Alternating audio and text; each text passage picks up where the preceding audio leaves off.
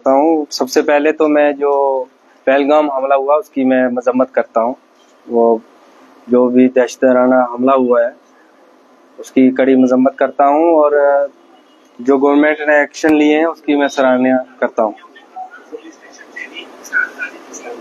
तो मैं आपको बता दूं कि मेरे साथ ये जो घटना घटी है मैं इसको पूरा बयान करूंगा यहाँ, और प्राइम मिनिस्टर साहब से और होम मिनिस्टर साहब से मैं अपील करता हूँ कि मेरे साथ जस्टिस होना चाहिए, इंसाफ होना चाहिए।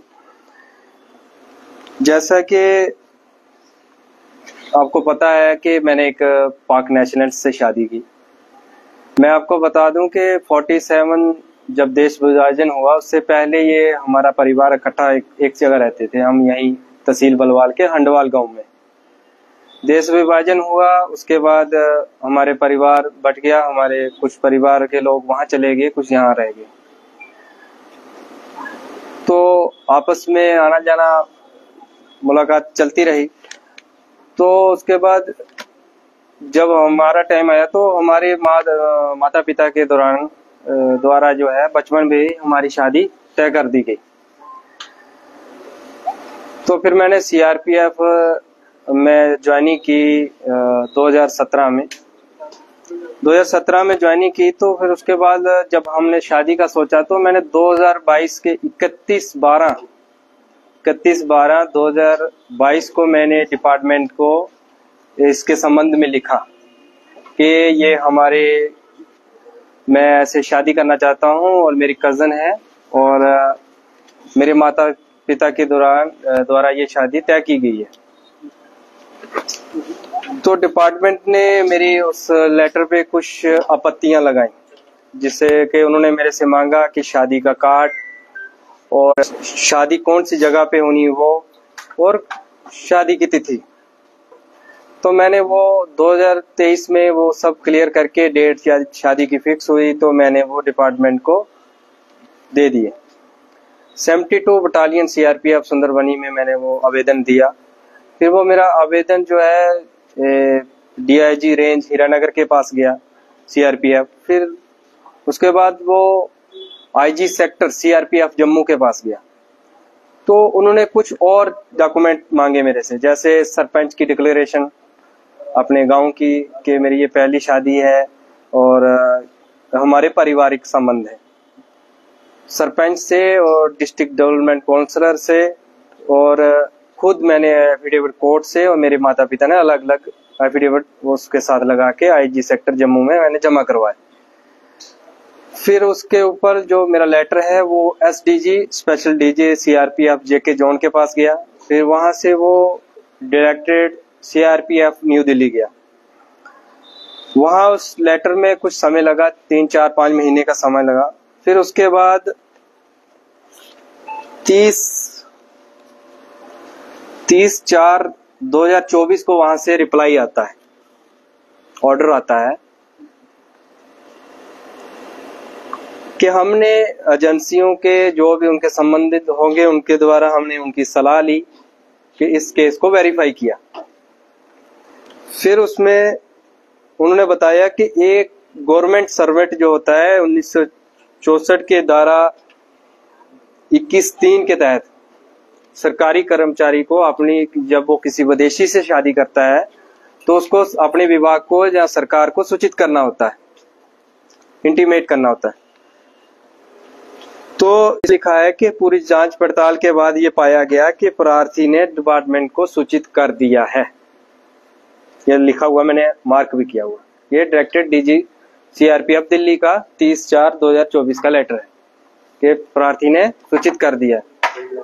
और नीचे ये मेंशन कर दिया कि इसमें एनओसी का कोई उल्लेख नहीं है, एनओसी का कोई प्रावधान नहीं है, सिर्फ सूचित करना होता है शादी के संबंध में। तो मैंने सूचित कर दिया, ये इसमें डायरेक्टेड के ऑर्डर में क्लियर है। फिर इसके बाद में मेरे फादर कैंसर से पीड़ित हैं, वो डिपार्टमेंट को पता है, डिपार्टमेंट के थ्रू उनका इलाज भी चला है।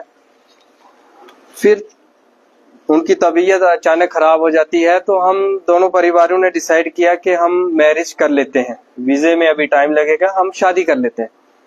तो 24 5/2024 को हमने वीडियो कॉन्फ्रेंस पे शादी करने का निर्णय लिया। तो सब लोग इकट्ठे भी हुए, काजी वगैरह भी आए दोनों तरफ से।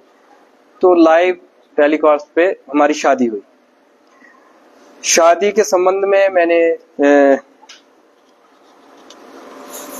शादी की तस्वीरें अपने विवाह को दी। उसके अलावा शादी का ये ऑनलाइन वेडिंग का कार्ड और जो भी मैरिज के संबंध में जितने भी डॉक्यूमेंट्स थे, मैरिज सर्टिफिकेट, ये मैंने सब अपनी 72 बटालियन के जरिए जमा करवाए। फिर उसके बाद मेरी वाइफ ने वीजा अप्लाई किया। तो 28 फरवरी 2025 को मेरी वाइफ को वीजा मिल गया था। वो विजिट वीजे पे 15 दिन के विजिट वीजे पे भारत आई। आने के बाद हमने 1 तारीख को 28 की रात में वो घर पहुंची। एक को हमने सुबह FRO जम्मू में अपनी जो रिपोर्ट करनी होती है, कोई फॉरेनर जब आता है तो FRO में रिपोर्ट करना होता है, तो हमने वो प्रॉपर वहां पे रिपोर्ट किया। तो एज ए वाइफ उसको साथ रहने के लिए लॉन्ग टर्म वीजे की जरूरत थी, LTV। तो गवर्नमेंट की गाइडलाइन है कि जब कोई भी महिला या जब किसी भारतीय से शादी करती है तो वो उस कैटेगरी में फॉलो करती है। तो हमने 4 मार्च को ही LTV अप्लाई कर दिया, long term visa. Long term visa apply किया तो 13 मार्च तक उसकी पूरी प्रक्रिया चली। उसमें वेरिफिकेशन हुई CID पुलिस की। फिर उसके बाद 13 मार्च को वो इंटरव्यू हुआ, FRO जम्मू का इंटरव्यू हुआ हमारा। इंटरव्यू होने के बाद ये देखो 13 मार्च 2025 6:02 PM पे ये जो मेल हमें मिली कि आपका जो लॉन्ग टर्म रिक्वेस्ट है, ये नंबर है, has been referred to higher authority for approval. ये MHA को भेज दी गई 13 मार्च को। 14 को हमारा वीजा एक्सपायर होना था, तो हम LTV कैटेगरी में आ गए, हमें LTV में स्टे हो गया। उसके बाद हम LTV में रहते रहे। तो अचानक ये पहलगाम का इंसिडेंट हुआ, सरकार ने कुछ निर्णय लिए उस पे। हमें भी उस चीज का बहुत दुख है, मजम्मत करते हैं, हम उसके सख्त खिलाफ हैं। सरकार ने जो कठोर फैसले लिए हैं हम उसका समर्थन करते हैं। फिर अचानक से मुझे एक एग्जिट परमिट की मेल आती है, एग्जिट परमिट की एक मेल आती है।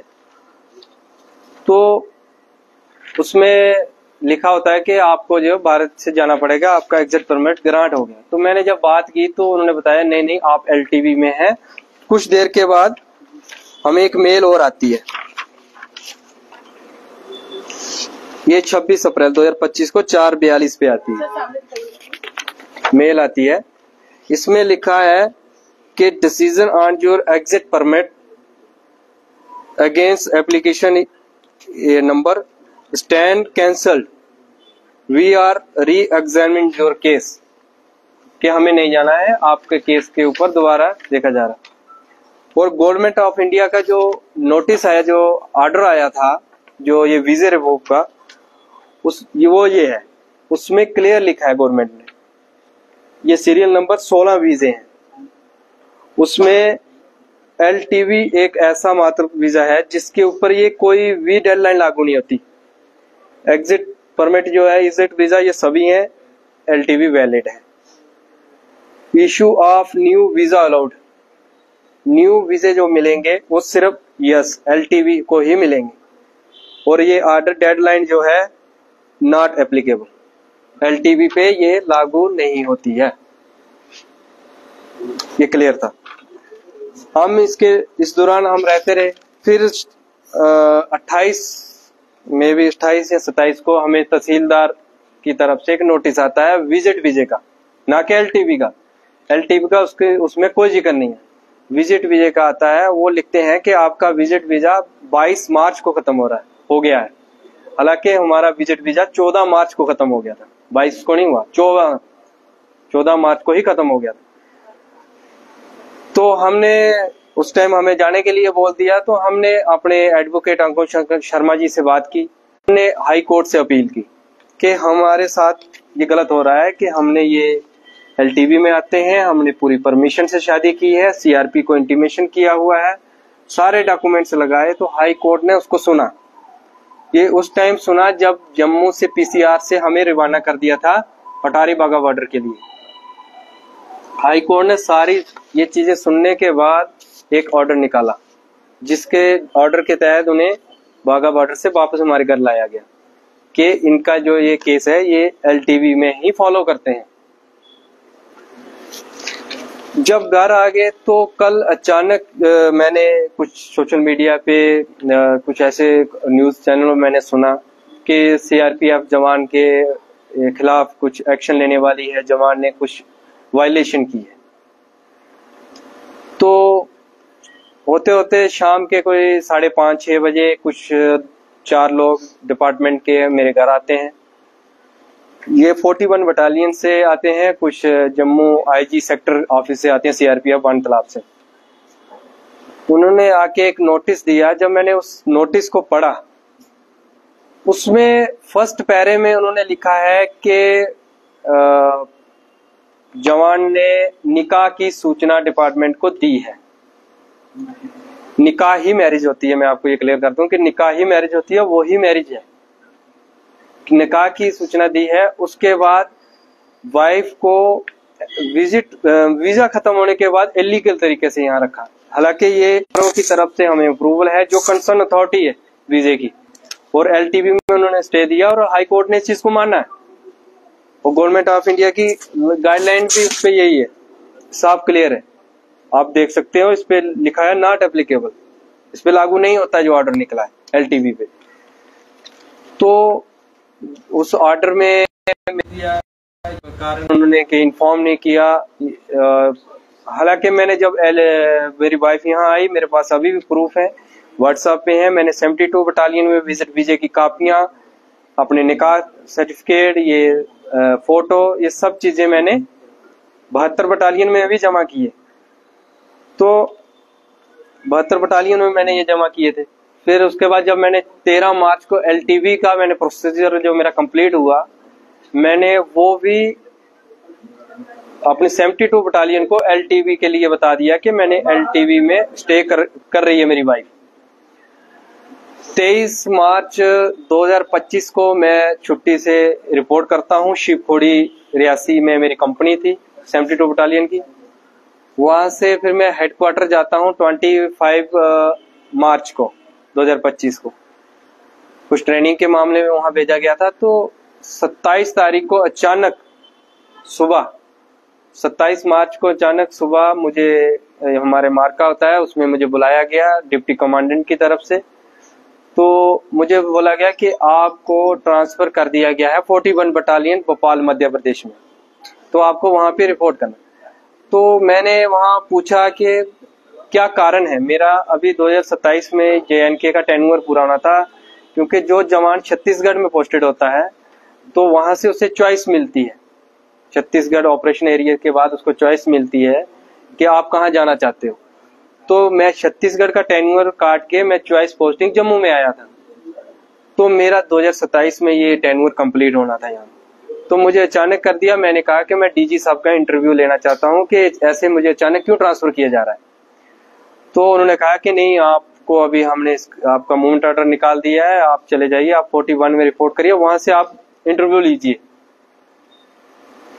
जब भी ट्रांसफर किसी जवान की होती है तो उसमें 15 दिन या 12 दिन का डिस्टेंस के हिसाब से जेटी टाइम मिलता है, जो जर्नी टाइम होता है कि उसके 15 दिन या 12 दिन के बाद उसको वहां हाजिरी करनी होती है, रिपोर्ट करनी होती है। मेरे उस ऑर्डर के नीचे लिख दिया जेटी नॉट परमिटेड, कि इसको जेटी नहीं दी जाएगी ना। जब जाता है जवान उसको रेलवे टिकट मिलता है, उसको स्टेशन छोड़ा जाता है, उसके लिए आगे की टिकट सारा संबंध। मेरे साथ ऐसा बिल्कुल नहीं हुआ। लेकिन फिर भी मैंने आदेश का पालन करते हुए मैंने मूवमेंट ऑर्डर लिया, मुझे गेट से बाहर कर दिया। मैं यहाँ से निकला, मैं ठीक बराबर 29 तारीख को मॉर्निंग में 41 बटालियन भोपाल पहुंच गया। मैंने वहां जाके रिपोर्ट की। मैंने जाते ही फर्स्ट इंटरव्यू में डिप्टी कमांडेंट सर के जाते ही उसी दिन मेरा इंटरव्यू हुआ। मैंने वहां पूरी कहानी बताई, ऐसे मैंने शादी की, ये हुआ। उसके बाद मुझे ट्रांसफर कर दिया गया। तो मैं डीजी सर का इंटरव्यू लेना चाहता हूँ इसके संबंध में। उसके बाद सीओ सर का इंटरव्यू हुआ तो सीओ सर ने कहा कि ठीक है, आप आवेदन दे दीजिए, आप सीओ साहब का इंटरव्यू ले दीजिए और अपनी शादी के संबंध में हमारी बटालियन को भी एक आवेदन दे दीजिए, ताकि हमारी बटालियन को, हमारे नया सेक्टर, नया जोन है, इसको भी आपकी मैरिज के बारे में इंटीमेट हो जाए। मैंने सारे डॉक्यूमेंट्स लगाए, डायरेक्टरेट का ऑर्डर लगाया सूचित होने का, मैरिज सर्टिफिकेट के सारे A to Z प्रूफ मैंने उसके साथ लगाए और LTV का मैंने उसमें लिखा कि LTV का अप्रूवल के लिए MHA को किया हुआ है, जिसकी प्रक्रिया जम्मू FRO के द्वारा की जा रही है। उसमें मैंने क्लियर लिखा है, मैंने सूचित किया, वहां सबमिट कर दिया। और डीजी साहब का मैंने इंटरव्यू के लिए एक एप्लीकेशन दी वहां पे। डीजी सर के इंटरव्यू में मैंने वहां उसमें भी यही लिखा कि मैंने ऐसे शादी की, ऐसे सूचित करके मैंने प्रॉपर चैनल फॉलो करके मैंने शादी की। और मेरी वाइफ जम्मू में है, मेरे पेरेंट्स जो हैं बीमार हैं, फादर कैंसर पेशेंट है, डिपार्टमेंट उससे पहले ही अवगत है, डिपार्टमेंट के थ्रू उनका ट्रीटमेंट मैंने करवाया है टाटा हॉस्पिटल मुंबई में। तो डीजी साहब के इंटरव्यू के मैंने एप्लीकेशन दे दी, वो अभी अंडर प्रोसेस में है, अभी मतलब उसकी अप्रूवल आनी है इंटरव्यू लेने के लिए। तो उस दौरान ये इंसिडेंट हुआ, गवर्नमेंट ने कुछ गाइडलाइन निकाली, तो मैं 6 दिन के लिए छुट्टी मैं घर आ गया। इसके संबंध में मैं घर पहुंचा उसी दिन ये नोटिस 12 से हुआ हमारे साथ। तो हाई कोर्ट से अपील की, हाई कोर्ट ने हमारी बात को सुना, हमें रिलीफ दिया। तो फिर ये अचानक से 41 बटालियन की कमांडेंट सर की तरफ से ये लेटर कल मुझे रिसीव हुआ। उसमें उन्होंने इस चीज का उल्लेख किया है कि आपने डिपार्टमेंट को बताया नहीं, और उसी में एक चीज ये भी मेंशन की है कि निकाह के लिए बताया। निकाह ही शादी होती है, निकाह नामा ही मैंने उनको दिया है। और इस चीज को ये डीजी डायरेक्टर का जो लेटर है उसमें भी ये क्लियर है कि डिपार्टमेंट को मैंने सूचित किया है, और एनओसी का कोई उल्लेख नहीं है, सिर्फ इंटीमेशन करना होता है। तो इसके बरहस मुझे डिसमिस फ्रॉम सर्विस कर दिया। तो मेरी प्रधानमंत्री जी से और गृह मंत्री जी से अपील है एक जवान की हैसियत से ही कि मेरे साथ जस्टिस होना चाहिए। जब मेरे पास डॉक्यूमेंट कंप्लीट है, हर चीज मेरी प्रॉपर है, तो ऐसा क्यों? ऐसा क्यों? मैं न्यायालय जाऊंगा, मैं हाई कोर्ट जाऊंगा, इसके संबंध में मैंने दे दिए हैं डॉक्यूमेंटेशन इसके बारे में कि ये कोर्ट देखेगा इसमें कि क्या मेरे डॉक्यूमेंट सही हैं, क्या गलत हैं, ये चीज जस्टिफाई होंगे। आपका कहने का मतलब है कि आपकी डॉक्यूमेंटेशंस क्लियर जी, आपके साथ नाइंसाफी की गई है जी, आप ये कहना चाहते जी। तो ये लॉन्ग टर्म जो वीजा अप्लाई किया था उसका अप्रूवल अभी तक नहीं आया था। नहीं, उसका जो प्रोसेस, जो उसका प्रोसीजर है पूरा, वो आप जब किसी विजिट वीजे पे आते हैं तो आपको इन टाइम में उसको अप्लाई करना है, और उसका फाइनल स्टेप होता है इंटरव्यू। वेरिफिकेशन होने के बाद इंटरव्यू, और इंटरव्यू के बाद अप्रूवल के लिए भेज दिया जाता है। तो अप्रूवल में उसमें टाइम लगता है। लेकिन जब तक अप्रूवल नहीं आता तो क्या आपको राइट है कि आप जी जी कर सकें? जी जी, उसकी गाइडलाइन में है, एलटीवी की जो गाइडलाइन है वो कोर्ट ने भी पढ़ी है। और जो आपने देखा होगा कि मैक्सिमम लोग जो अप्लाई किए हुए हैं, मतलब प्रोसेस में, तो वो ये जो कंसर्न अथॉरिटी होती हैं ये पहले इन्फॉर्म कर देती हैं कि आप स्टे कर सकते हैं। इलीगल तरीके से आप ही बताओ कि कैसे रह सकता है इंसान, जब सब कुछ ऑन रिकॉर्ड है, जब आ रहे हैं तो कोई रह सकता है? ये बात है। तो सर्विस से जो है डिसमिस कर दिया गया जी, तो इसके लिए आप क्या अपील करना चाहते हैं? नहीं, मैं प्राइम मिनिस्टर साहब से, होम मिनिस्टर साहब से और जो भी संबंधित इसके मेरे अधिकारी हैं, मैं उनसे अपील करना चाहता हूं कि जब मैंने प्रॉपर 2022 से ही मैं इसके संबंध में मैं सूचना दे रहा हूं, और शादी से पहले भी मैंने सूचना दी, और शादी के बाद मैंने तमाम डॉक्यूमेंट्स मैंने डिपार्टमेंट को दी, तस्वीरें दी, ऑनलाइन निकाह की, मैरिज सर्टिफिकेट दिया। और जो 41 बटालियन जो मेरे डिसमिस ऑर्डर निकाल रही है, उनके कार्यालय में मैंने पूरे विवरण से लिखा है कि मैंने 72 बटालियन में कौन सी डेट को कौन सा आवेदन दिया है, की कॉपियां भी साथ में लगाई। कारण क्या बताया गया आपको? कारण उसमें यही लिखा गया है कि इन्फॉर्म नहीं किया, और उसी में यह भी लिखा गया है कि निकाह के लिए इन्फॉर्म किया है, निकाह किया है। शादी के लिए इन्फॉर्म पहले पैरे में लिखा है कि इन्होंने शादी के लिए इन्फॉर्म किया है, दूसरे में लिख दिया है कि हमें इन्फॉर्म नहीं किया। जो कारण बताया कि राष्ट्रीय सुरक्षा के मद्देनजर एक्शन लिया जाए। नहीं, वो उस चीज को वो नहीं, वीजा खत्म कैसे हो गया जब हाई कोर्ट उस चीज को मान रहा है कि ये प्रोसीजर इनका सही है, फॉलो है, और उसका जवाब कंसर्न अथॉरिटी जो है उन्होंने डिपार्टमेंट को देना है, हाई कोर्ट को देना है। आप क्या चाहते हैं? मैं इंसाफ चाहता हूं कि जब हमने शादी की है, एक हस्बैंड वाइफ है, एक लीगल तरीके से की है, अपनी कजन है, मेरी अरेंज मैरिज है। मैं कल ही मैंने सोशल मीडिया पे देखा कि कुछ मीडिया चैनलों पे आ रहा है कि जी इंस्टाग्राम से मिल गए, फेसबुक से मिल गए, तो ये मतलब मिसगाइड किया जा रहा है हर जगह पे। तो मैं आपके माध्यम से ये क्लियर कर देना चाहता हूँ कि मेरी अरेंज मैरिज है, मेरी मदर के कजन ब्रदर की बेटी है, तो ये पारिवारिक हमारे संबंध है, और यहाँ से ही हमारा परिवार जो है ये पार्टीशन में बट गया था। तो ये चीज क्लियर कर दूं, और हमने पूरा इसको जस्टिफाई किया है। तो मेरी अपील है प्रधानमंत्री जी से कि इस चीज के ऊपर मुझे